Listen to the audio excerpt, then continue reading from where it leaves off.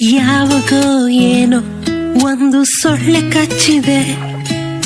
ನಾನು ಏನು ತಪ್ಪು ಮಾಡಿದೆ? ನನಗೆ ಯಾಕೆ ಈ ಡೆಂಗ್ಯೂ ಬಂದಿದೆ? ನೀನು ಸೊಳ್ಳೆ ಬತ್ತಿ ಹಾಕ್ಲಿಲ್ಲ ಮಲಗುವ ಮುನ್ನ, ನೀನು ಕಿಟಕಿಯೆಲ್ಲ ಹಾಕಿಲ್ಲ ಮಲಗುವ ಮುನ್ನ, ನಿನ್ನ ಮನೆ ಸುತ್ತ ಜಾಗ ನೀನು ಕ್ಲೀನು ಮಾಡ್ಲಿಲ್ಲ. ಕ್ಲಿಯರು ಮಾಡ್ಬೇಕಿತ್ತು ನಿಂತ ನೀರು ನೀನು ಮಾಡ್ಲಿಲ್ಲ.